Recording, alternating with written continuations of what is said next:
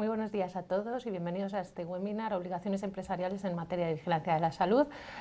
Muchas gracias por participar en esta actividad. Durante esta mañana tenemos con nosotros al catedrático de Derecho del Trabajo y de la Seguridad Social, Juan José Fernández Domínguez, de la Universidad de León, que nos dará unas indicaciones sobre cuál es la normativa en materia laboral, en materia de vigilancia de la salud, cómo conjuga esta normativa con la normativa sanitaria y con la normativa actual en materia de protección de datos. Como les decía, Juan José Fernández es catedrático de Derecho del Trabajo y de la Seguridad Social de la Universidad de León y además ha colaborado con COE y con las acciones financiadas por la Fundación Estatal para la Prevención de Riesgos Laborales con la realización de dos estudios, uno sobre los consumos de alcohol y drogas en el trabajo y otro sobre la temporalidad, la temporalidad y la prevención de riesgos laborales, que pueden encontrar en nuestra página de web www.prl.coe.es.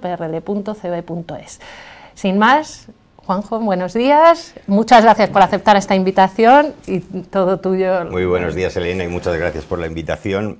Bueno, pues vamos a abordar un tema que es, la verdad, apasionante y de mucha actualidad.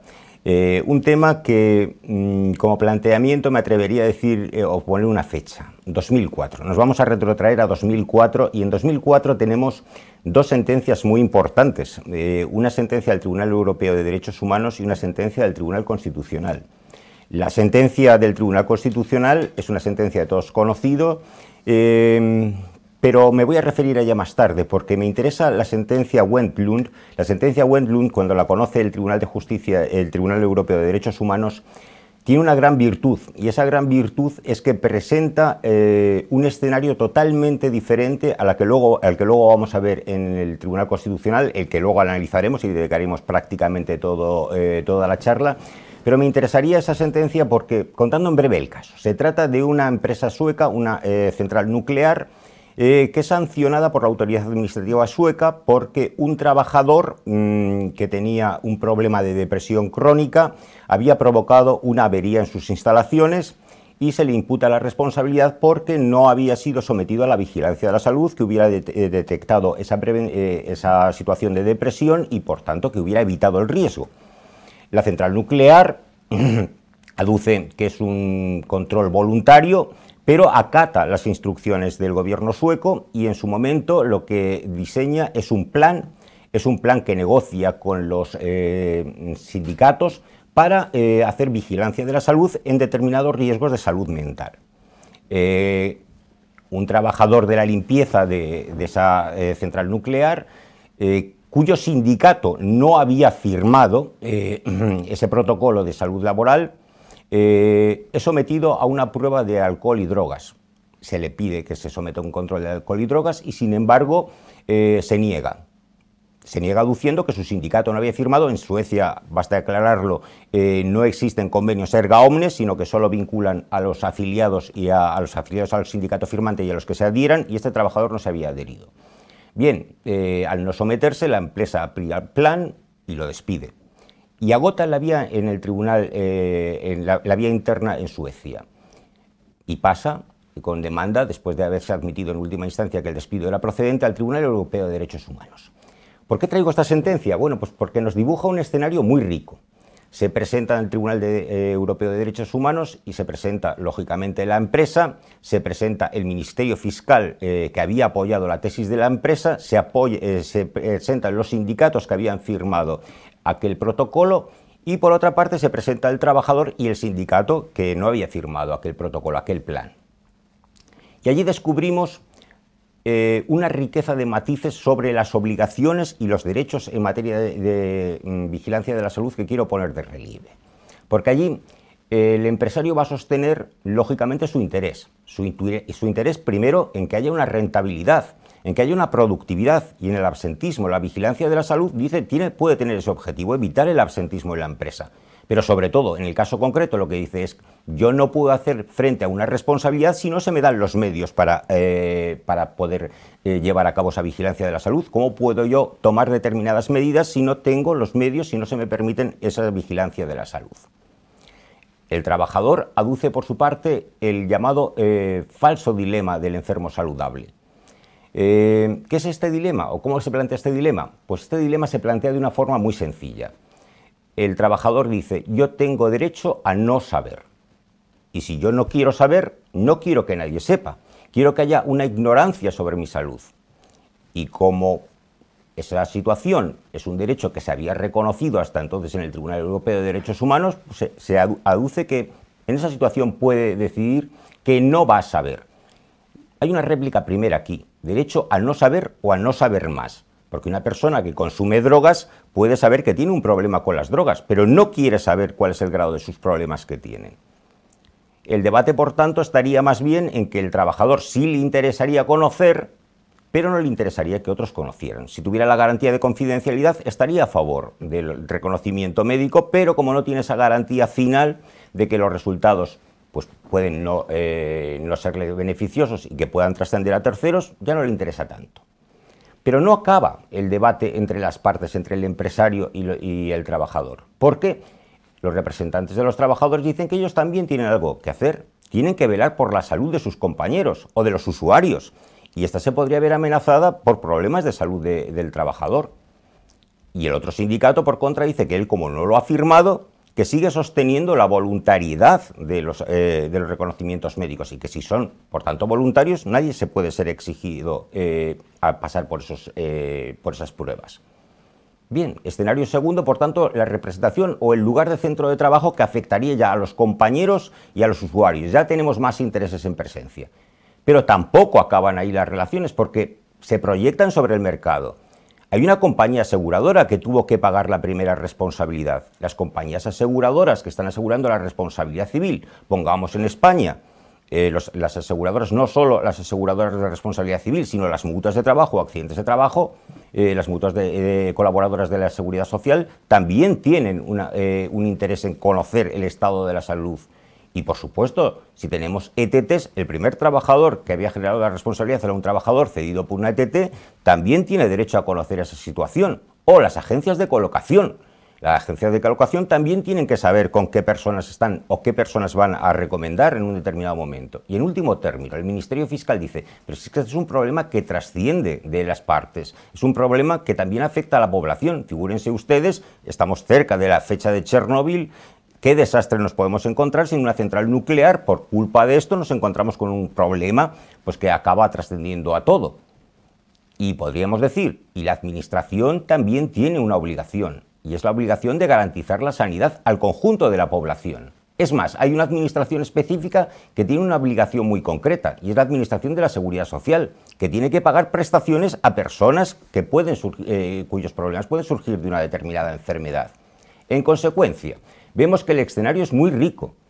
Es un escenario que no se puede reducir a un diálogo exclusivamente entre empresario y entre trabajador, sino que tiene un alcance mayor y en este caso el alcance mayor lleva a que el Tribunal Europeo de Derechos Humanos dice que está bien y confirma el despido y dice que no ha habido ningún atentado a los derechos fundamentales del trabajador. 2004, España, Tribunal Constitucional. El caso de la sentencia del Tribunal Constitucional todos lo conocemos, por tanto no voy a volver sobre lo mismo. Aeropuerto, una persona que controlaba el equipaje en el aeropuerto y que, habiendo un convenio colectivo en el cual también se preveían pruebas aleatorias de control de alcohol y drogas, es sometido a una de estas pruebas, acepta pasar por ella, da positivo y como consecuencia de ese positivo es despedida. El Tribunal Constitucional español hurta del debate el resto de los intereses. Lo plantea como un conflicto abierto entre libertad de empresa, por un lado, e intimidad del trabajador. No hay otros factores, no introduce otros factores. Mejor dicho, sí hay otro factor. El factor es el convenio colectivo para decir que no tiene apenas virtualidad aplicativa porque un convenio colectivo no puede decidir cuando un test de control, es decir, cuando un reconocimiento médico es obligatorio o es voluntario, sino que tiene que ser la ley la única que lo establezca. Con ello, nuestro Tribunal Constitucional no deja de apuntar una serie de requisitos que luego veré, pero que no me parecen lo suficientemente completos como para dar una imagen actual de cuál es el problema. Un problema que trasciende de la normativa de prevención, lo decías en tu presentación, Elena, no se trata solo de una norma preventiva. Por supuesto que la norma preventiva es la norma marco que tenemos que estudiar y que tenemos que analizar, pero no vamos a entender esa norma preventiva si no lo vemos a la luz de las normas sanitarias y no lo vemos a la luz de la normativa de protección de datos. y no acaba, lógicamente, ni con la norma sanitaria, ni con la protección de datos, sino que tendremos que ver el papel que están llamados a desempeñar los interlocutores sociales a través de los convenios colectivos. Bien, vamos entonces ordenando los tres bloques o los tres grupos de fuentes. Empezaremos con la norma marco, con la normativa sobre prevención de riesgos laborales y qué es lo que nos dice. Pasaremos luego a ver la normativa de sanidad y acabaremos con la normativa de protección de datos. La norma de prevención de datos viene marcada por un artículo 14 de la directiva marco, que yo lo titulaba como una cuestión de estados. Era hacer un juego de palabras, como si fuera una cuestión de estado, pero que no es una cuestión de estado, sino que sencillamente remite a los Estados miembros para que regulen esta materia de vigilancia de la salud más o menos como quieran, sin darle ningún patrón de actuación. Acompaña este artículo 14 de otras dos previsiones que tampoco dicen gran cosa. La primera cuestión que nos dice es que el empresario deberá facilitar al trabajador para cuando él desee unos reconocimientos médicos, y la tercera previsión es que la vigilancia de la salud podrá formar parte del Sistema Nacional de Salud en aquellos países que sí lo consideren conveniente. Por lo tanto, es un marco abierto el que tenemos en Europa, y la realidad europea, y esto es importante reseñarlo, es muy heterogénea. No podemos comparar las situaciones de unos países a otros porque cada uno ha diseñado su propio modelo de atención.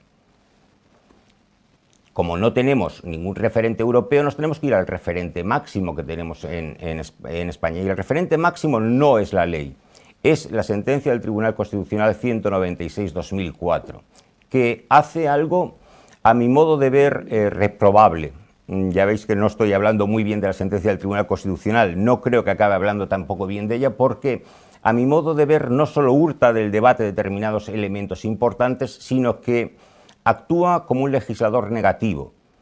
No es, desde luego, ese legislador negativo que teníamos en el año 81 y que tomó como referencia la ley de huelga para completar una lectura constitucional de la misma. No ha llegado a tal extremo, pero sí que hace algo que es muy importante. Habla de principios y de caracteres, es decir, lee la ley ordinaria, mejor dicho, no toda la ley ordinaria, lee el artículo 22 y proclama como principios constitucionales que deben ordenar la vigilancia de la salud determinadas cuestiones que aparecen reguladas en una ley ordinaria. Es peligroso, porque va a sentar 6 principios fundamentales en esta materia que van a ser continuamente invocados luego en los tribunales.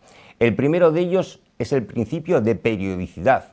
Está claro que está pensando solo en los reconocimientos periódicos, pero es que lo proclama como principio. El segundo de los principios que va a proclamar como tal es el de voluntariedad sin perjuicio de determinada excepcionalidad, lo cual nos quiere decir que también bajo esta perspectiva el principio cardinal para los reconocimientos médicos tienen que ser la voluntariedad. El tercer rasgo que nos va a decir es la protección a la intimidad, o va a proclamar la intimidad como principio o garantía que va a primar sobre las demás. En cuarto lugar, nos va a hablar del carácter indispensable que deben tener las pruebas que se realicen.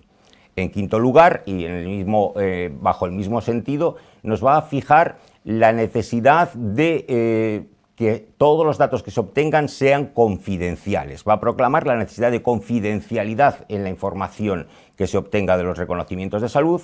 Y por último, y esta es la novedad que introduce un principio finalista. Se nos dice, la vigilancia de la salud tiene que ser para vigilar la salud, no ir más allá. Y en ese no ir más allá nos dice, lo que no tiene que haber después de una vigilancia de la salud es la discriminación del trabajador en virtud de los resultados. Estas son las 6 características, los 6 principios que va a marcar el Tribunal Constitucional y que van a asignar de manera indeleble todo el discurso posterior de los tribunales. Se le olvida, empero, dado que está leyendo el artículo 22, un principio fundamental que también viene en el artículo 22, el principio de profesionalidad.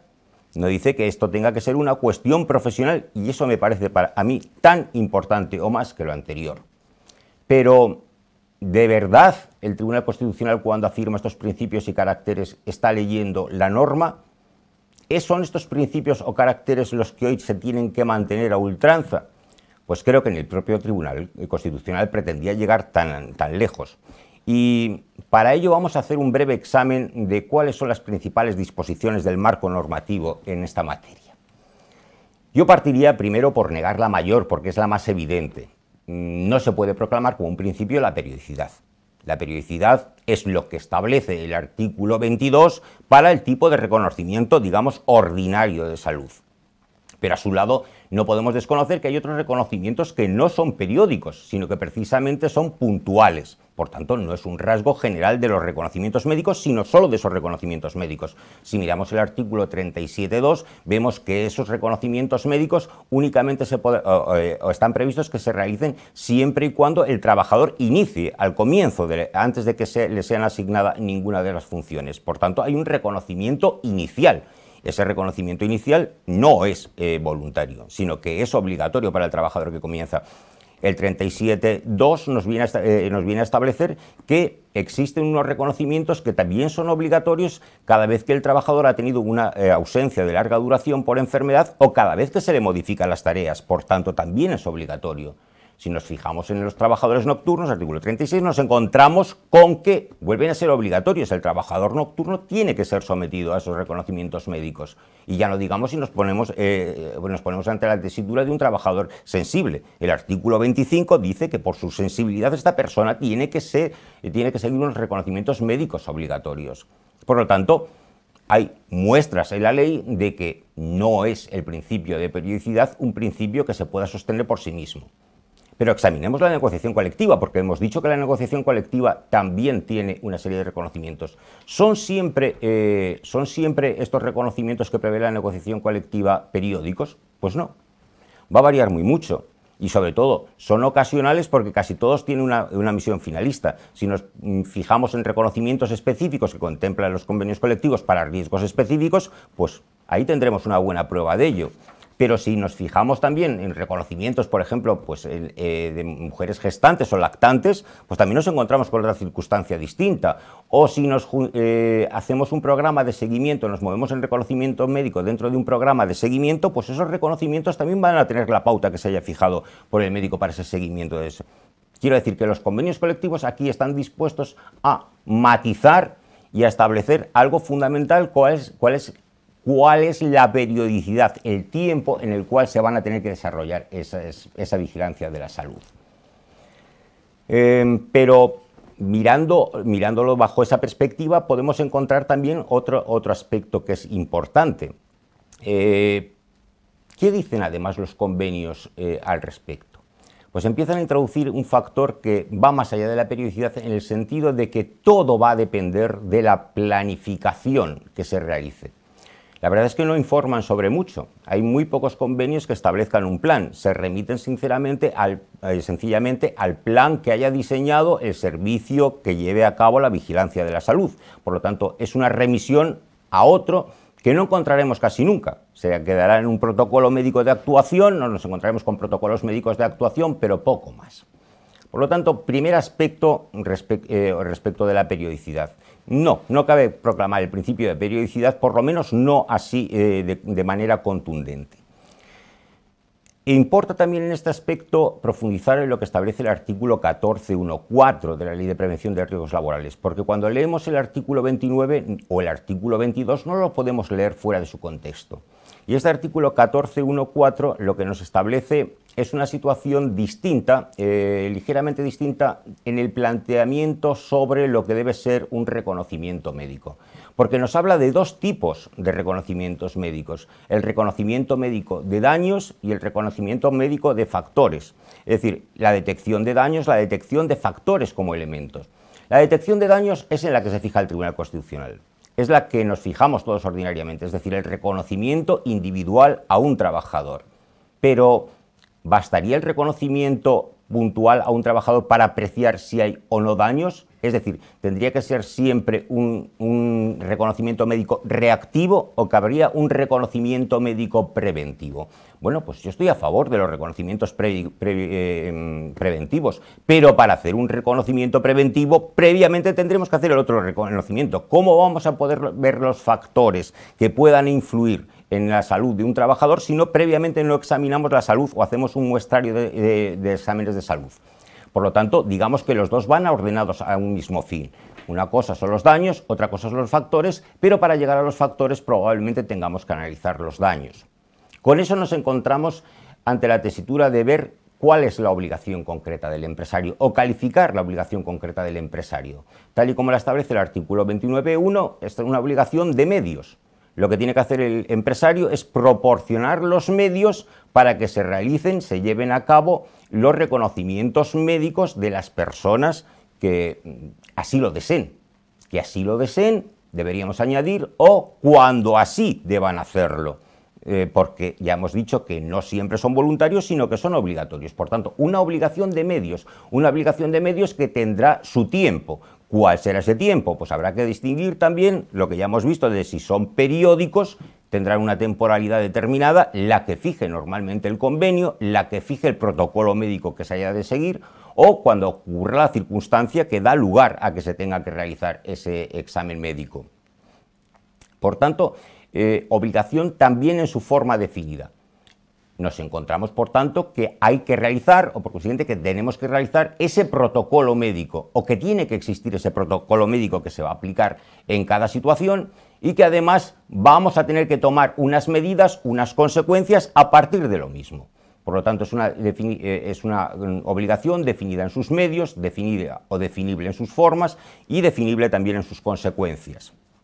Al lado de esto, y vamos a discutir la segunda afirmación que hace el Tribunal Constitucional, voluntarios, el principio de voluntariedad. Pues es obvio, así lo dice el artículo 22, así lo establece el Tribunal Constitucional, pero habría que introducir algún elemento de matiz importante. ¿Por qué? Porque esta voluntariedad que se predica con carácter general, si leemos cualquier convenio, vemos que su referencia es siempre a los exámenes voluntarios, nos encontramos que debería ceder o debe ceder por ministerio de la ley ante tres circunstancias. ¿Cuáles son estas circunstancias? Pues dejará de ser voluntario y pasará a ser obligatorio en la primera para evaluar los efectos de las condiciones laborales. Estaríamos retrotrayéndonos a la detección de factores. Este examen, digamos que siempre se plantean como exámenes de salud colectivos. Así se ha definido en casi todas las ocasiones como una especie de cuestionarios previos de autoinformes de los propios afectados. ¿Tienen validez estos cuestionarios de autoinforme que dicen los afectados? Pues nosotros padecemos mucho dolor en los huesos, nosotros tenemos unos problemas auditivos graves. Hombre, tendremos que decir que esas encuestas anónimas pueden en ocasiones ayudar, pero en ocasiones pueden servir para falsear, para crear falsos problemas.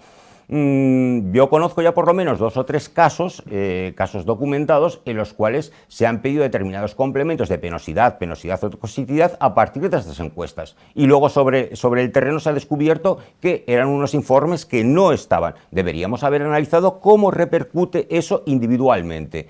Quiero decir, si fuéramos a este primer muestrario, nos encontraríamos con que tendríamos la primera criba del consentimiento informado de cada uno de los trabajadores para luego poder hacer esta evaluación colectiva, que es a la que se parece referirse el legislador. Mayor interés presentan las otras dos características, o los otros dos supuestos. El peligro para sí mismo o para terceros. Tema que fue objeto de un grandísimo debate allá por la época de los 90, fue si el trabajador debe ser protegido de sí mismo o no debe ser protegido de sí mismo. Es decir, lo que se llamaba, tiene que tomar el empresario una actitud paternalista, cuidar del empresario a pesar de que él no quiera cuidar de sí mismo, o no debería hacerlo. Bueno, fue un debate muy bonito, hubo versiones de todos los tipos en los tribunales, hubo versiones en los autores, posicionamientos, pero el Tribunal Constitucional lo zanjó. Lo zanjó de una manera tal que hoy en día no cabe discusión alguna sobre esta cuestión. No, el empresario no está llamado a proteger nunca al trabajador. No puede tomar ninguna iniciativa de un reconocimiento médico ni declarar la obligatoriedad porque el trabajador esté poniendo en peligro su vida. Cuestión distinta es cuando ponga en peligro la vida o la salud de terceros. Ahí sí. Y este es el elemento cardinal. Para mí este es el elemento nuclear de discusión. ¿Puede un empresario declarar que un examen médico es obligatorio porque pone en peligro la salud de terceros? Respuesta contundente, sí. Respuesta contundente, sí, pero muy peligroso. Porque hemos visto que el Tribunal Constitucional desautoriza, en el caso concreto de 2004, un examen que las partes los interlocutores sociales habían considerado que eso en sí mismo era un supuesto de peligro.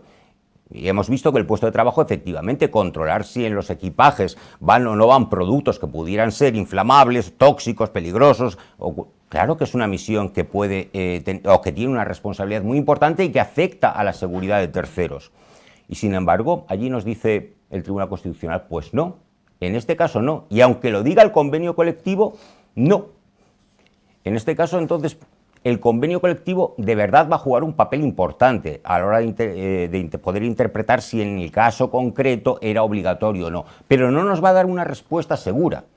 Nos encontramos con que hay convenios colectivos, y ahí cito una sentencia del Tribunal Supremo de 10 de junio de 2015, en el cual se nos está diciendo que el convenio colectivo puede servir y de hecho puede dictaminar que un examen médico sea obligatorio.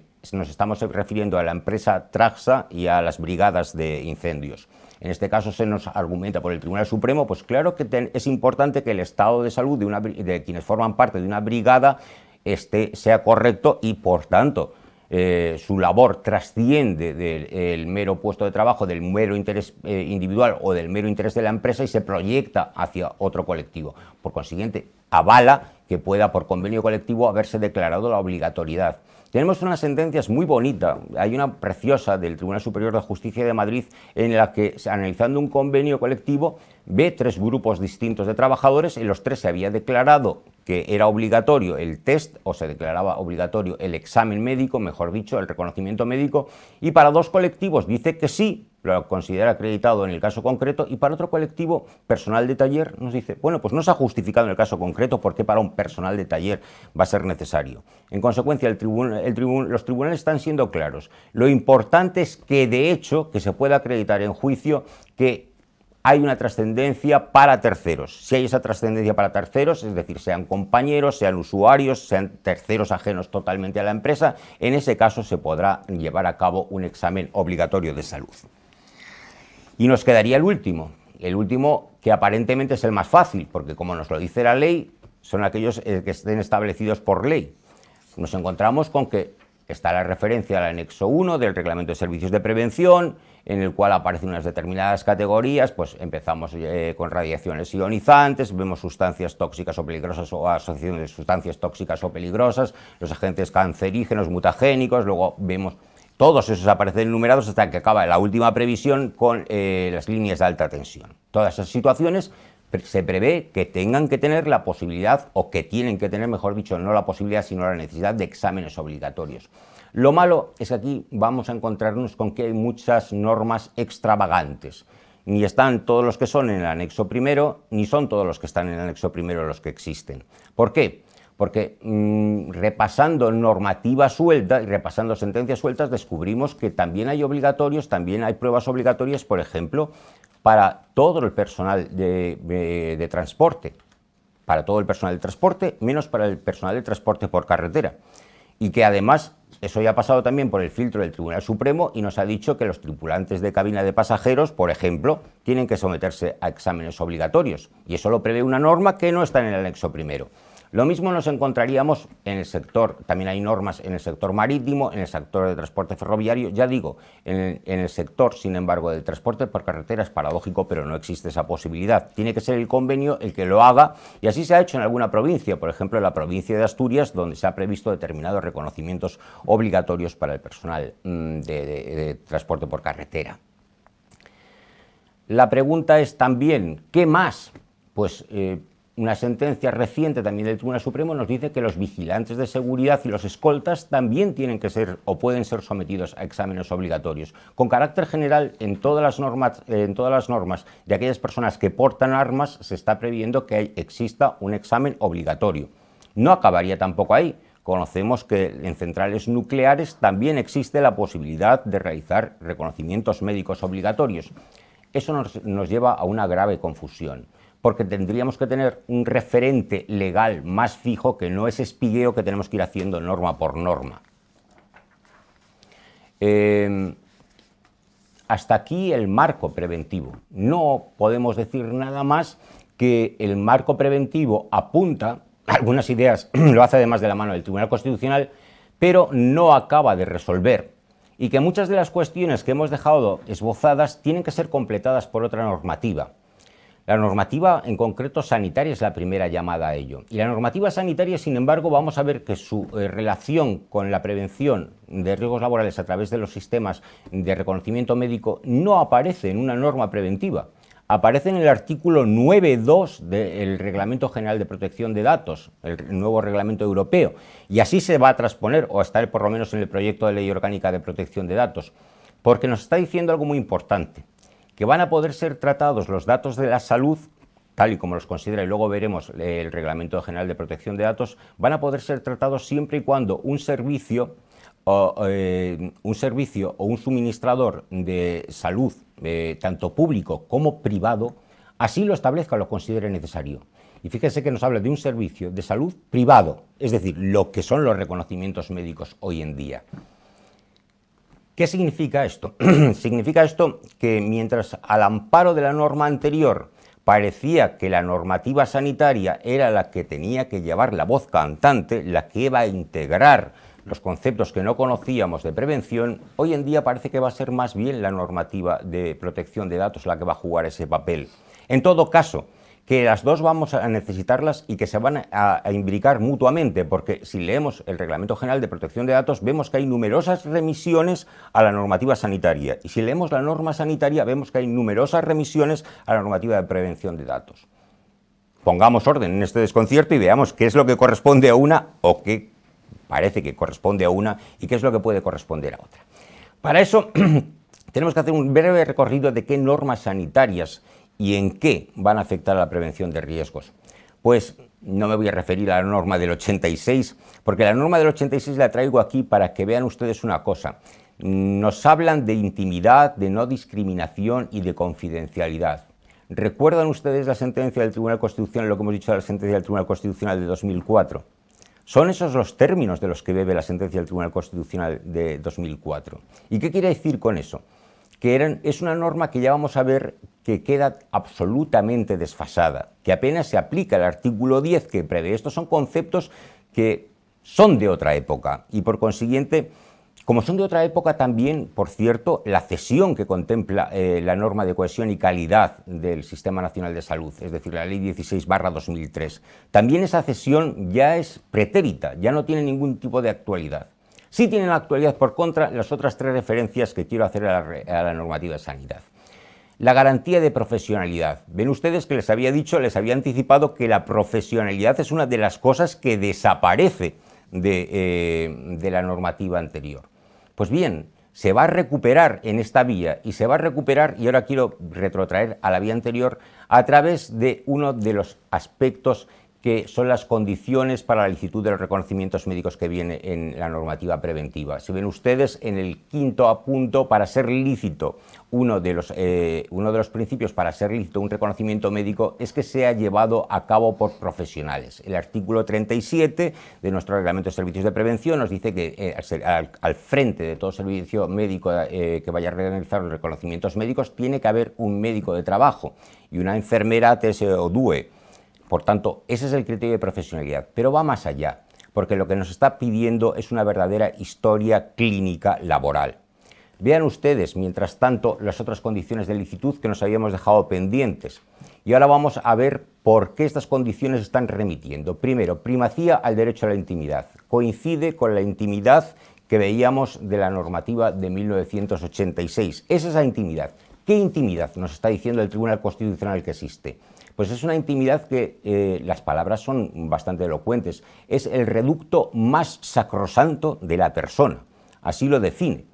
Y como reducto más sacrosanto de la persona no debe ser invadido, o debe ser invadido con mucha precaución, porque además va a descubrir que tiene no solo un sentido físico, no solo es que sea la intimidad física que ella es, sino la intimidad cultural. Cuando oímos que a alguien se le va a realizar un reconocimiento médico en el cual se va a medir si está sordo, por ejemplo, se le va a hacer una audiometría, pues estas personas han dado lugar a una anécdota. Yo siempre lo cuento. Un señor, un amigo mío, un cocinero de los mejores cocineros de San Marcos que existen, tiene ese problema. Todos sus compañeros lo llaman o lo califican el sordi, es decir, tú no puedes entrar en San Marcos y pedir que te prepare una lubina y le dices, yo quiero que me la prepare Rafael. No, nadie sabe quién es el sordi, y ha quedado así por un reconocimiento médico, tiene esa identidad cultural. Pero fijémonos, consentimiento del trabajador. El consentimiento del trabajador va a ser otro tema que nos aparece como un principio en la norma preventiva. ¿Se va a resolver en la norma preventiva? Si nos vemos, estamos otra vez con que nos vamos a ir a la ley de autonomía del paciente, donde se nos va a resolver, que es otra norma distinta. La finalidad estrictamente vinculada a la normativa, a la vigilancia de la salud. ¿Qué quiere decir esto? Este principio finalista no quiere decir otra cosa, según el Tribunal Constitucional, de que después de la medida que se haga de vigilancia de salud no puede haber ningún tipo de sanción, de reacción o de algo que cause perjuicio al trabajador que se dictamine enfermo. La proporcionalidad de la prueba. ¿Qué es la proporcionalidad de la prueba? Aquí me van a permitir ustedes un excurso porque es uno de los temas que a mí más controversias me suscita. Verán ustedes, el principio de proporcionalidad de la prueba viene a significar lo siguiente, que tendríamos que adoptar aquel reconocimiento médico, aquel tipo de reconocimiento médico, aquellos medios para un reconocimiento médico que sean menos lesivos, que adaptándose a la finalidad que pretendemos sean los menos intrusivos en la persona, porque así respetaríamos su intimidad. Bien, permítanme ustedes ponerles un ejemplo, estaba hablando siempre de test de drogas y alcohol, pero fíjense ustedes, ¿qué significaría menos intrusivos cuando estamos hablando, por ejemplo, de un reconocimiento médico de drogas o alcohol? El menos intrusivo de todos, de los que conocemos, de los 4 que se barajan, es sin duda el aire aspirado. ¿Qué le ocurre al aire aspirado? El aire aspirado lo podemos tomar, en España de hecho se está tomando, es la primera fórmula, pero solo tiene un 50% de especificidad y un 50% de sensibilidad. ¿Qué quiere decir con ello? Que no estamos adivinando nada más que en un 50% si esa persona ha consumido en un momento u otro y que no estamos dictaminando nada más que en un modelo puntual. Por lo tanto, el aire aspirado, que es el menos intrusivo, va a ser el sistema que tomemos. Nadie lo toma así. En todo el mundo pide la prueba de contraste que se tenga que hacer posteriormente. Entonces, ¿estaremos utilizando el medio menos intrusivo o estaremos remitiendo a uno más intrusivo? ¿O es menos intrusivo, por ejemplo, la orina? En Italia, que se utiliza exclusivamente la orina, nada de aire aspirado, es menos intrusivo. ¿O tendremos que utilizar el pelo? Porque para un problema de seguimiento es mucho más útil el pelo y menos intrusivo. ¿O nos tendremos que ir a la saliva? Quiero decir con ello que a la hora de decir el término intrusión, también tendríamos que verlo en relación con el término eficacia, porque podemos utilizar un medio que sea menos intrusivo, pero que al mismo tiempo no nos dé un índice de fiabilidad, no tengamos el índice de especificidad o de sensibilidad que se requiera. Por lo tanto, mucho cuidado con ello. Y por último, la confidencialidad, que si ustedes siguen viendo, pues vamos a verlo en el secreto médico, porque vean ustedes, hemos hecho un recorrido de hacia atrás hacia adelante, lo que en realidad nos encontramos que la normativa sanitaria, aparte de la garantía de profesionalidad, es decir, saber que quien lo va a realizar verdaderamente es una persona capacitada, y ahí nos tendremos que ir al artículo 5 de la ley 44/2003, nos va a dar otras 2 claves. La primera, en la Ley General de Sanidad Pública, la ley 33/2011, que va a ser muy importante por 2 razones. La primera de las razones porque tiene un cuerpo extraño metido en medio. El cuerpo extraño es el 22.1 de esta norma. El 22.1 nos dice que no cabe exámenes previos a la contratación. Tema enormemente polémico. ¿Por qué no va a poder examinarse a un trabajador con carácter previo a la contratación y sí con carácter inmediatamente posterior a la contratación y antes sobre todo de que se incorpore a su puesto de trabajo? A mí me parece un absurdo absolutamente jurídico. Nosotros estamos escuchando, a los que son aficionados al fútbol lo dirán, que ha pasado el reconocimiento médico y por tanto se le formaliza el contrato. Pues lo lógico que se tenga que hacer. No me parece que tenga que hacerse pender de que exista o no una contratación, sino que exista un mecanismo en el cual se pueda proteger a un trabajador que luego no se seleccione si tiene una determinada lesión que no pueda ser incapacitante. Eso me parece correcto, que pueda ser incapacitante, pero no me parece que a priori tengamos que excluirlo. Por tanto, además es un... ¿Qué hace el 22.1 en una norma de sanidad y no se ha incorporado en una norma de prevención? Y segunda cuestión que quiero traer de la coordinación sanitaria de esta norma. Verán ustedes, a mi modo de ver, uno de los pilares que más flojea en los reconocimientos médicos hoy en día. Nos estamos encontrando con lo siguiente. Esta norma se prevé o prevé, entre otras cuestiones importantes, que entre las áreas de salud o de atención primaria, de atención especializada y las áreas de salud de prevención de riesgos laborales exista una coordinación. Pero si ustedes leen atentamente la norma, están descubriendo o podrán descubrir que esa misma norma dice por dónde falla el sistema. Y el sistema falla porque no se ha querido integrar la salud laboral en el Sistema Nacional de Salud. O mejor dicho, se ha integrado formalmente pero no materialmente. No figura en las carteras de servicios ni general ni específica con medidas adecuadas. ¿Y por qué digo que la propia ley se delata? Porque en la propia ley, y si leemos los desarrollos de esa ley a través de las distintas iniciativas que se han ido tomando por el Ministerio de Sanidad, están descubriendo que lo que falla es el conocimiento apropiado de la medicina del trabajo por los médicos de atención primaria, sobre todo. En consecuencia, esa coordinación, si falla el primer pilar, que tiene que ser los médicos de atención primaria, es lógico que no se vaya a producir nunca y que, además, aparezcan en la realidad como aparecen también los médicos de atención primaria con las mutuas, aparezcan como enemigos, como opuestos, cuando no, justo es lo contrario, tendrían que estar coordinados. A la postre, sin embargo, la ley que nos interesa es la ley de autonomía del paciente, porque la ley de autonomía del paciente nos va a permitir resolver tres enigmas que no nos desvela la normativa de prevención de riesgos laborales. ¿Cuáles son esos enigmas? Pues primero, el consentimiento informado. Si hemos dicho que sea voluntario o que sea obligatorio el reconocimiento médico, siempre debe mediar el consentimiento informado del interesado. Si es voluntario, porque si no, no se puede realizar. Si es obligatorio, porque tampoco se va a poder realizar, pero entonces sí que va a poder tomar algún tipo de reacción el empresario. Ese consentimiento informado viene regido por el artículo 8. Un artículo 8 que hace pesar sobre el médico el dar una información veraz, clara y completa. ¿Sobre qué? Sobre la finalidad de la prueba que se le va a realizar. Tiene que explicarle muy bien para qué va a servir esa prueba, en qué consiste básicamente esa prueba y además en qué consecuencias va a traer aparejada el resultado de esa prueba. Eso es importante y que lo entienda. Tiene que tomar conciencia de que lo entiende. Bien, todo el mundo hemos tenido exámenes médicos y todo el mundo conocemos cómo se está haciendo esto con carácter normal. En vez de ser un trámite de consentimiento informado reglado a la atención de que la persona verdaderamente esté informado y consienta, es un papel que se presenta, que se firma y se acabó. Eso no es lo que quiere la ley. Eso no es lo que quiere la ley, eso es lo que se hace. Pero a mí me gusta la Agencia de Protección de Datos en este punto, porque la Agencia de Protección de Datos dijo que alguien que va a hacer un reconocimiento médico y se persona en un lugar y se le dan las instrucciones básicas y consiente sin más, es decir, con su sola presencia ya está mostrando su aquiescencia. Eso es así en realidad. Alguien que va a un examen médico ya está diciendo yo quiero que se me haga este conocimiento y sabe lo que se le van a hacer en el reconocimiento médico. Pero el artículo 8 es un pórtico que tenemos que tener en cuenta porque muchas veces se va a demandar por falta de información necesaria. Segunda cuestión que nos resuelve, la historia clínica. Nos resuelve la historia clínica, que no es una historia clínica al uso. Los artículos 14 a 16 de la Ley de Autonomía del Paciente nos dice cómo se integra la historia clínica con carácter general.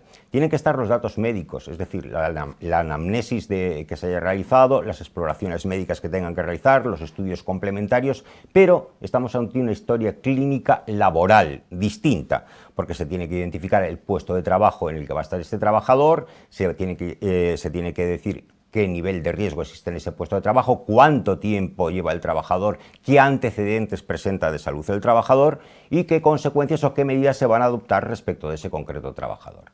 Y esa historia clínica la tendrá que conservar, tiene un deber de conservación, de custodia el médico, y la va a tener que gestionar como si fuera un documento propio dentro de los protocolos médicos que se están actuando al respecto, garantizando que pueda acceder, por supuesto, el interesado y además que va a haber la adecuada confidencialidad.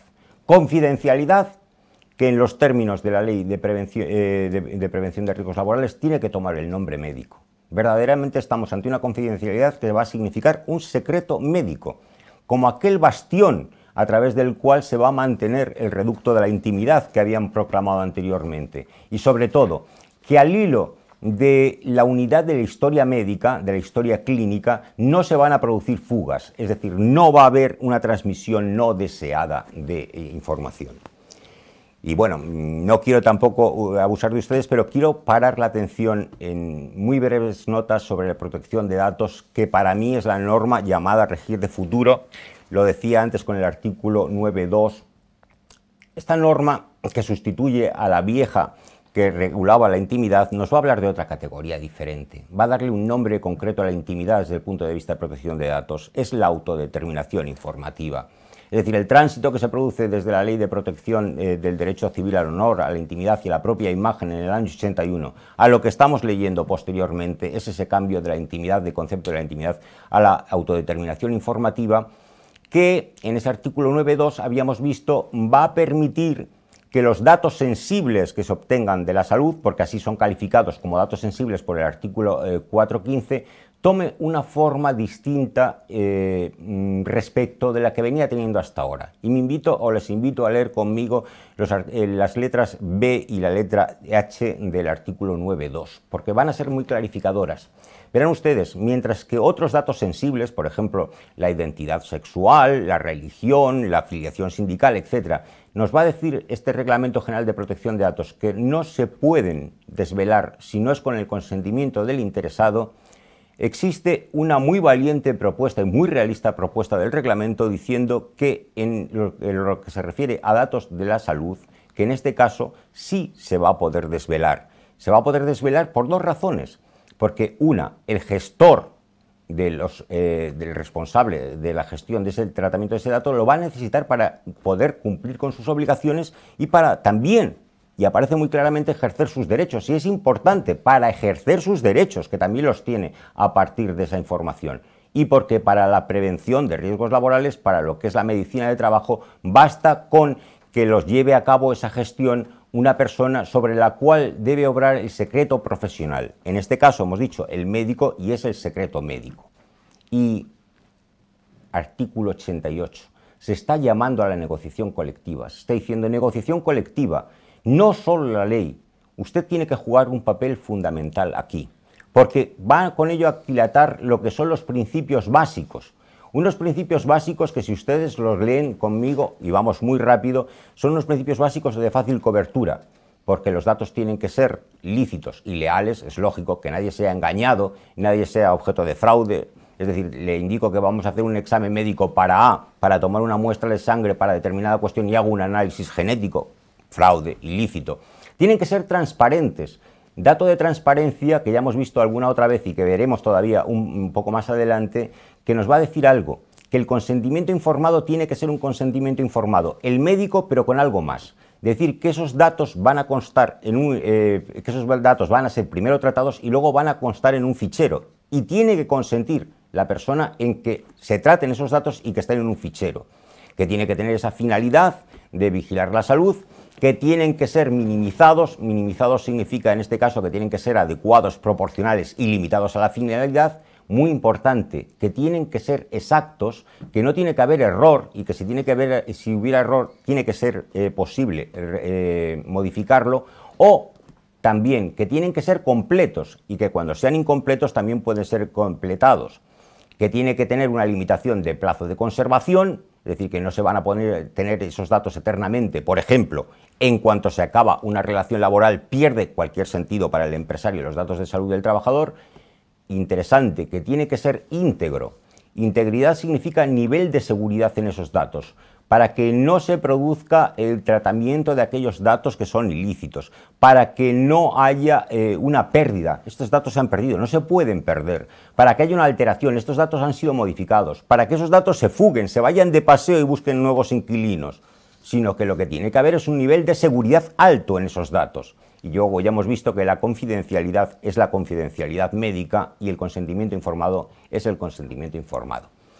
Es el consentimiento informado médico. Y aquí aparece la última clave, clave de derechos y clave de deberes para el empresario. Pues bien, no me voy a detener en ellos porque son bastante conocidos, son los famosos derechos clásicos de Arco, el derecho a acceder, a saber qué datos están en poder y cómo se están tratando estos datos, quién es su destinatario, el derecho a rectificar cuando no fueran exactos o cuando fueran incompletos, el derecho de cancelación, artículo 17, estábamos en el 15, 16, el 17 es el de cancelación, que ahora ya no toma el nombre de cancelación, sino que es de supresión u olvido. pero con una cuestión importante, que se puede limitar el uso de esos datos. No solo se puede pedir la supresión cuando sean ilícitos, cuando se hayan apartado de la finalidad que tuvieron originariamente, o cuando alguien se hubiera opuesto y estuvieran ponderándose, no se hubiera ponderado, se hubiera dicho la oposición va más fundada porque no hay otro interés que oponer, sino que puede ser limitado su uso. Esta limitación de uso, sobre la cual si luego alguien hubiera alguna pregunta, es una cuestión muy importante. En vez de suprimirlo, conservar los datos. Conservar los datos, ¿por qué? Porque tengo acciones judiciales en juego.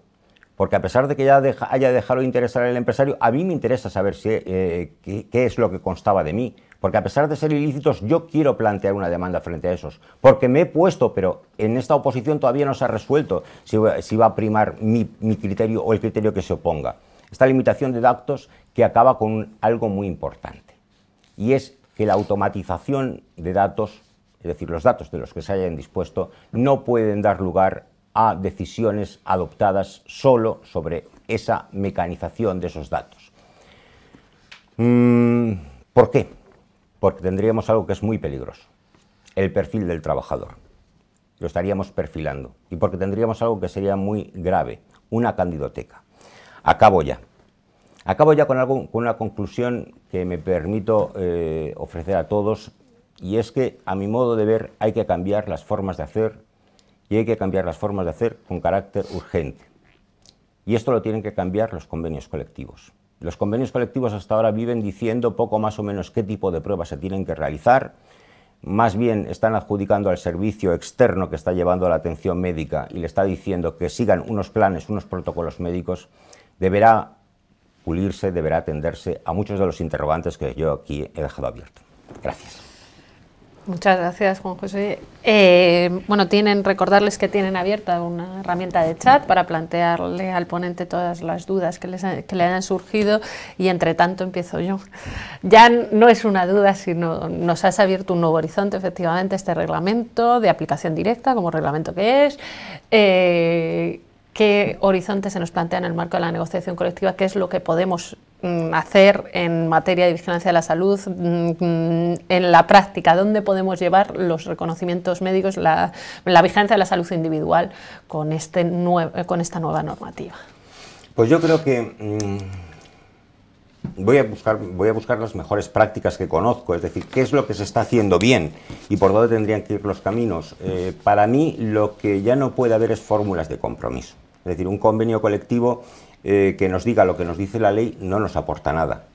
Un convenio colectivo que nos entre en un detalle de decir, bueno, pues las pruebas que van a ser en reconocimientos voluntarios, por ejemplo, hacemos una densiometría, hacemos una audiometría, se van a hacer pruebas para vigilar pues el control hepático de enzimas hepáticas, etcétera, no nos está añadiendo nada más, nos está dando lo que en principio es una posibilidad a mayores para el trabajador, para que el trabajador conozca mejor cuál es su situación física, pero no nos está diciendo algo que nos tiene que decir o que nos tendría que decir, es decir, cómo se va a actuar frente a esa situación. Porque una de las cuestiones que no he tratado es que, claro, estamos hablando de confidencialidad médica. La confidencialidad médica significa que como secreto médico se va a quedar el médico, se va a quedar el paciente, y que solo se le va a trasladar al empresario las conclusiones. Pero esas conclusiones, ¿cómo se le van a trasladar? Esa es la clave. ¿Qué conclusiones? Y las conclusiones pueden ser más o menos estrictas. ¿En qué sentido? En el sentido de que si hubiera un plan, y eso es lo que yo siempre propongo, si hubiera un plan de actuación sobre la salud del trabajador, que lo tuvieran abierto en la empresa, en el sector donde estuviera abierto, sabríamos a qué remitirlos, nos iríamos al plan. Si, por ejemplo, tuviéramos un análisis en que una persona que tiene un problema de oído, pues hubiéramos previsto que ante ese problema de oído pudiera tener una movilidad en la cual se le cambiara a otro puesto donde pudiera desempeñar eficaz, ya no tendríamos ningún tipo de problema, tendríamos ese conjunto de actuaciones que se hubieran, a mi modo de ver, actúan muy bien los convenios colectivos que han llevado a cabo esta planificación, que no la han remitido a un criterio estrictamente médico, que haga el médico lo que tiene que hacer, pero el médico puede llegar donde puede llegar, no puede llegar a cuestiones que les dicen, yo creo que este señor se tendría que ir de este puesto. Pero no puede decir, oiga, póngalo usted en el otro sitio, haga este tipo de medida, tome en algún momento unas medidas de formación, tome usted algún medio de adaptación, dele usted algún curso de formación, haga usted o dele la posibilidad de que suspender el contrato para poder rehabilitarse de... Es decir, pero eso no lo tiene que decir el convenio. Si no lo hace el convenio, pues se le está remitiendo la patata caliente al empresario muchas veces sin aquellos datos adecuados para poder hacerlo. Entonces, para mí, el hacer una planificación de la vigilancia de la salud es fundamental. Para mí sería la conclusión que he intentado transmitir, pero al hilo de que es que si no, no vamos a encontrarnos, nos vamos a encontrar con que tenemos una solución o que tenemos que adoptar una solución, pero sin saber dónde orientarla. Hablamos de convenio, hablamos de acuerdos sobre materias concretas, convenios estatutarios, extraestatutarios. Bueno, o hablamos ¿Dónde nos podemos mover? O hablamos de responsabilidad social corporativa. Es decir, yo creo que dos de las piezas de convicción que a mí más me gustan sobre determinadas pruebas médicas los tenemos en convenio, está pactado. O sea, algún tipo de pacto existe, porque es una responsabilidad social corporativa que no surge de la voluntad unilateral del empresario que la presenta así, está pactado, pero no se ha incorporado formalmente nunca a convenio. Y están funcionando bien. Entonces, cuando yo, por ejemplo, pues miro, ¿puedo citar alguna empresa? Sí, sí. Pues si pudiera citar alguna empresa, si yo miro, por ejemplo, lo que está haciendo FCC en la delegación Tarragona-Lleida, pues digo, olé, porque yo lo que quiero es un instrumento de RSC. Quiero decir, está consensuado, pero se está aplicando y es muy eficaz para un determinado tipo de reconocimientos médicos. Entonces, a mí no me preocupa tanto la forma que tome jurídicamente, cuanto me interesa la completud. Es decir, que sea completo, que tenga una perspectiva de decir, vamos a ver la vigilancia de la salud no como un dato puntual, como algo que se presenta. A mí me gustaba el título del webinar por una cuestión, porque lo presentan como obligaciones empresariales. Claro, pero siempre que creamos obligaciones para el empresario, ¿no tienen siempre otra palabra como contrapartida? ¿Y dónde están los derechos? Siempre que hablamos de derechos, hablamos de obligación, de deberes. Pero no podemos presentar solo de decir obligaciones, porque parece ser que es la lectura que a mi modo de ver es equivocada en prevención de riesgos laborales con carácter general. Es una norma que crea obligaciones para el empresario y lo leemos siempre en esa clave. Pero, ¿y las obligaciones del trabajador? Y la conducta temeraria, por ejemplo, que es una de las cosas que a mí me preocupa muchísimo. Y la conducta temeraria del trabajador en determinados casos. Voy a poner un caso muy simple que he podido ver. Trabajador que se encuentra al borde de... va a entrar en el trabajo. Ha consumido 2 botellas de vino. Sus compañeros le están insistiendo en que no siga. El empresario le dice, bueno, mira, tenemos un protocolo, es decir, si das positivo te vamos a mandar en casa, no vas a tener ningún tipo de sanción. El trabajador se niega, se sube al andamio y se mata. ¿Qué más puede hacer el empresario en esos aspectos? Es decir, que muchas veces la temeridad y también la temeridad del trabajador en la vigilancia de la salud tendría que tenerse en cuenta, porque es que el empresario tiene la obligación, ha llegado hasta donde le permite su obligación, pero la otra parte que incumple no daría una expectativa razonable esa lectura del artículo 29.2 de que deberá cooperar eficazmente en el mantenimiento de la seguridad. ¿Dónde se lee eso, cooperar eficazmente a mi modo de ver, eso también tiene que ocurrir en vigilancia de la salud. Esa conciencia también tiene que llegar a la vigilancia de la salud. Te has adelantado una pregunta que era que si podía haber imprudencia en caso de imprudencia grave de los trabajadores. Claro, es que es muy voluntario. Cuando nos encontremos en el campo de la voluntariedad es muy voluntario. Pero si no coopera un trabajador, que ya les he dicho, no es que se trate de que no sepa, probablemente sí sabe. Probablemente el trabajador sabe lo que tiene e incluso ha podido tener en atención primaria un diagnóstico sobre lo que le pasa. Pero es que esa falta de cooperación que significaba antes entre atención primaria y el área de salud de prevención de riesgos laborales no se está produciendo, no hay comunicación de historiales clínicos, los tenemos cada uno por su lado. Entonces él puede saber, incluso saber a ciencia cierta, sospechar si no por lo menos que tiene, pero no decidir, no someterse, no cooperar con el empresario para que el empresario no sepa. ¿Esa es una actitud de buena fe? Es mi pregunta. ¿Es una actitud de buena fe que pueda ser amparada frente a cualquier otra pretensión? ¿O tendríamos que empezar a pensar que en esos supuestos existe una exoneración de la obligación empresarial por falta de cooperación de quien a su vez ostenta el derecho? Es una pregunta que, bueno, dejo ahí. Ahí dejamos. Vigilancia de la salud colectiva. ¿Qué es? Pero yo creo que hay una confusión generalizada con el concepto de vigilancia de la salud colectiva y cuál es el horizonte a futuro de la vigilancia de la salud colectiva. Para mí es el horizonte, Para mí es el horizonte, pero el horizonte tiene que ser un horizonte compartido, donde se caminen juntos las partes sociales. Es decir, la vigilancia colectiva llama a las partes sociales a un entendimiento. Pero para caminar colectivamente, para ir los dos de la mano, necesitan mutuas cesiones recíprocas. ¿Interesa mucho a los sindicatos? Indudablemente. Le interesa la vigilancia de la salud colectiva, le interesa el bien de todos los compañeros, el bien de los compañeros del entorno laboral con carácter general.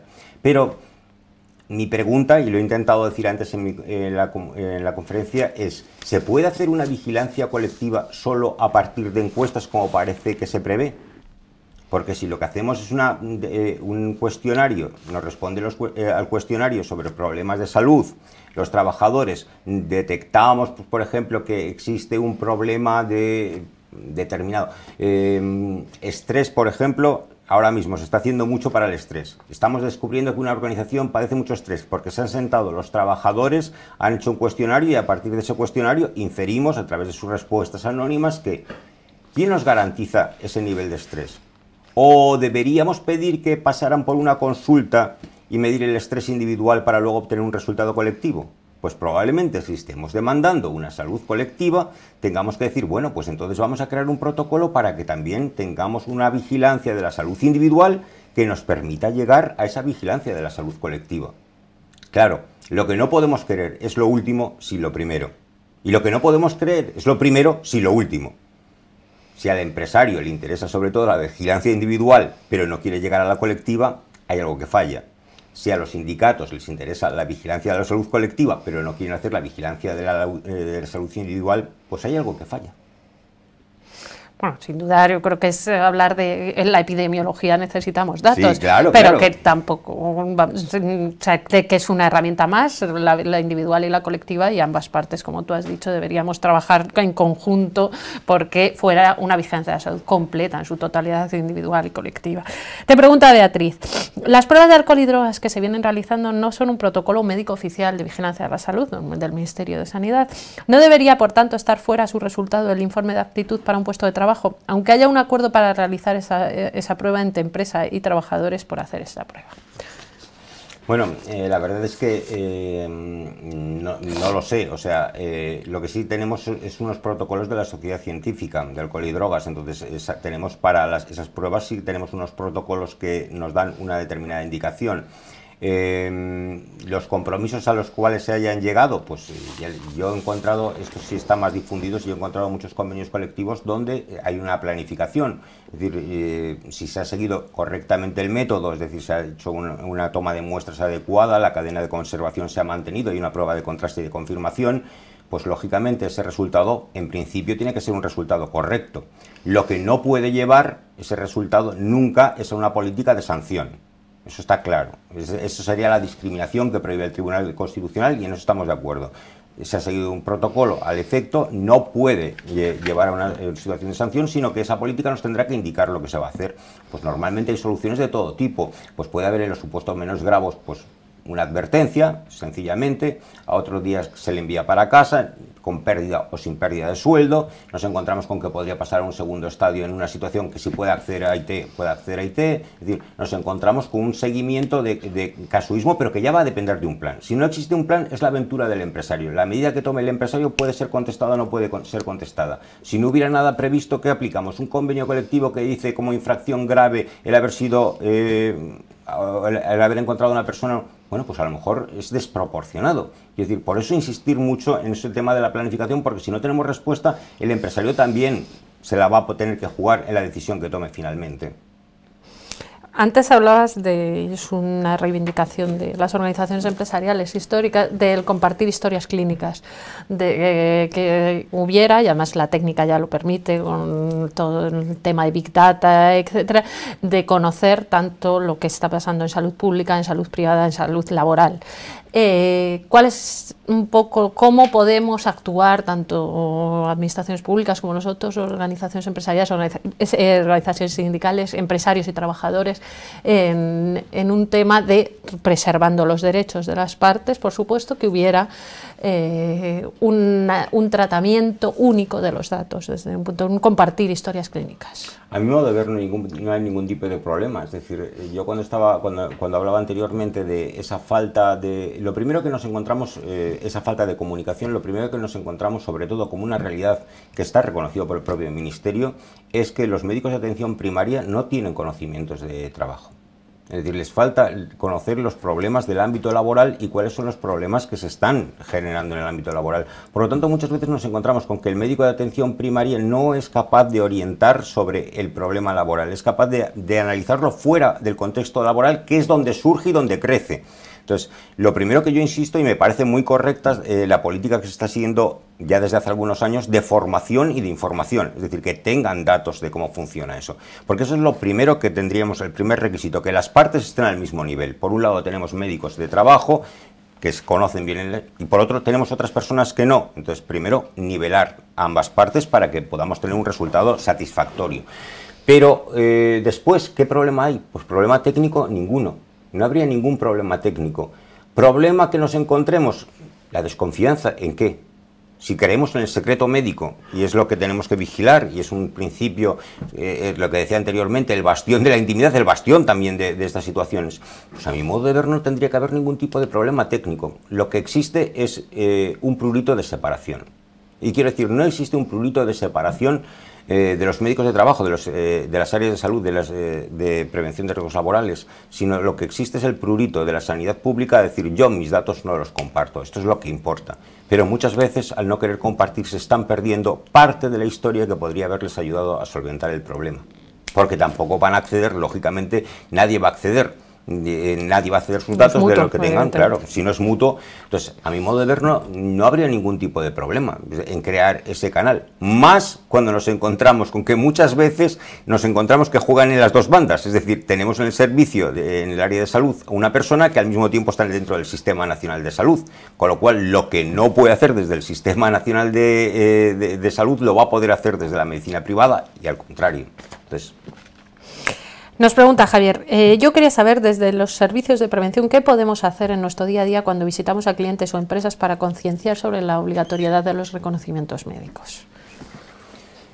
Grave problema, vencer la desconfianza. Ese es un problema ya no jurídico, sino es un problema de otra dimensión. Cuando lo planteaba antes como el dilema, yo empezaba con ese problema del falso, del enfermo saludable, el falso y la idea del enfermo saludable es un dilema que no surge así como así, sino que está muy asentado en la sociedad, y no solo en la sociedad española, en todo el mundo, la desconfianza de la gente a ser marginado por sus problemas de salud. Ese es un temor que lo llevamos todos con nosotros. Entonces es un temor, digamos, bastante humano, bastante comprensible. Pues la única forma que yo creo que se tiene que actuar en estos casos es,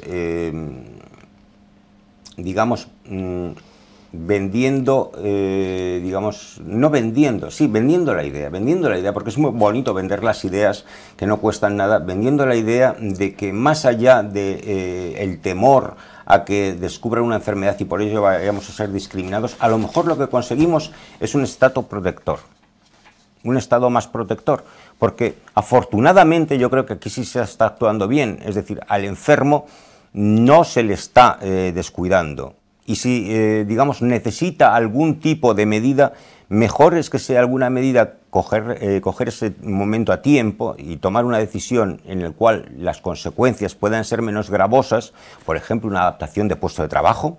Podemos tomar una decisión de una adaptación de puesto de trabajo. No creo que ningún empresario sea tan insensato después de una prueba médica de decir que una persona pues, va a necesitar determinado elemento de su puesto de trabajo porque se encuentra con una determinada situación de minusvalía o de discapacidad o de problema. No creo que lo vaya a despedir sencillamente por eso, sino que es más fácil y es mucho mejor que le adapten el puesto de trabajo a que no, la situación vaya a mayores y en un momento determinado llegue a una ineptitud. Es que también hay que vender eso, que muchas veces por no querer ver la enfermedad tampoco voy a tener un estatus protector frente a la ineptitud sobrevenida, lo cual, pues yo creo que es... Pero claro, vencer los temores, y vencer los temores tan asentados en una persona es difícil, es difícil. Hablabas al principio de tu intervención de la Directiva Marco, la 89391, en su artículo 14, que lo que hace es remitir a los Estados. No se termina de mojar la directiva y nos remite a los Estados miembros, nos da un marco abierto para que legislemos en materia de vigilancia de la salud.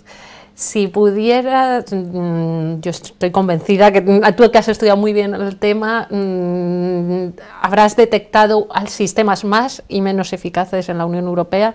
Si nos pudieras decir alguno y el que más te guste y un poco sus pinceladas y a dónde podríamos aspirar a ir a modificar nuestro marco normativo para acercarnos a un sistema más eficaz dentro de la misma Directiva Marco. Sí, yo, vamos, de siempre he defendido el sistema nórdico. A mi modo de ver, el sistema de los países nórdicos no los conozco muy bien, conozco bastante bien a través del caso Wendlund, conozco el sistema sueco, no conozco tanto el sistema finlandés, pero el sistema sueco, por ejemplo, es un sistema que me gusta.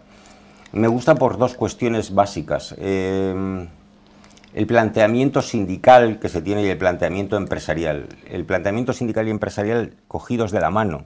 Es decir, normalmente nos estamos encontrando con que prácticamente, bueno, no prácticamente, se llama un sistema de cogestión, el sistema de cogestión nórdico. Es decir, vamos a ver los problemas de salud como un problema de todos.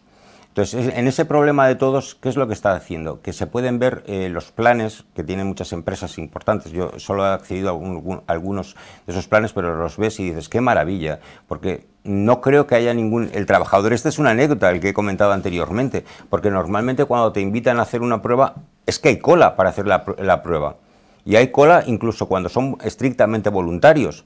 Y otra cuestión maravillosa, y es que el médico de atención primaria se detecta algo por el médico de trabajo y la primera referencia que va del médico de trabajo es al médico de atención primaria. Se remite del médico de atención primaria al médico de trabajo. Y si descubre algo el médico de atención primaria que es un problema laboral, se lo remite a su colega. Es decir, hay una comunicación de manera natural, esa coordinación que se pretende. A mi modo de ver, esa insistencia en la coordinación entre el sistema público y las áreas de salud de prevención de riesgos laborales es muy importante, y sobre todo esa falta de temor, el que hayan llegado los interlocutores sociales a crear un estatuto dentro de una empresa en el sentido de decir, no es algo por que tenemos que temer, sino es algo que tenemos que solucionar o tenemos que afrontar en lo que podamos. A mi modo de ver, esa mentalidad, esa forma de hacer y hacerla bien, es decir, porque cuando uno se ve los protocolos, es decir, está viendo los protocolos, ven que las cosas, por si no funcionaran como tenían que funcionar, están bien escritas, están bien marcadas, se saben los itinerarios, entonces me gusta ese modelo. La vigilancia de la salud en los reconocimientos médicos individuales que actualmente estamos realizando, vamos mucho a agentes físicos, ruido, trastornos de tipo musculoesquelético, pantallas de visualización de datos, etc. Nos pregunta Rosa, en algunos sectores sería muy interesante incluir dentro del protocolo de vigilancia de la salud pruebas específicas vinculadas con riesgos psicosociales. ¿Qué opinas tú al respecto? Totalmente de acuerdo. Totalmente de acuerdo, estoy totalmente de acuerdo, creo que es para mí ahora mismo el caballo de Troya que tiene metida la prevención de riesgos laborales, los riesgos psicosociales. Creo que se está haciendo uso y abuso, y mal uso y mucho abuso de los riesgos psicosociales. Deberían ser tomados como algo normal, no como una herramienta de amenaza. Hoy en día se está viviendo como un temor y como una herramienta de amenaza. Me refiero a los dos extremos. Temor por parte de quien lo padece, de decir, bueno, pues no quiero en este momento, digamos, hacer ver que tengo un problema de estrés, que tengo un problema con las tecnologías. Es que hay un montón de personas que tienen problemas con la tecnología. No lo quieren hacer ver, es decir, y están arrastrando ese problema, y eso acaba creando pues, la tecnofobia, que no deja de ser una fórmula de estrés, etcétera. Es decir, creo que sí se tendría que estudiar, y no lo hacen ver por miedo a la sanción. Y por otra parte, es un arma arrojadiza, no voy a intervenir en esto porque como no me dejáis intervenir en lo otro, falta esa segmentación de decir, vamos a apartar esto como si esto no existiera, como si esto fuera algo anormal. La integración se ha producido pues, en los acosos.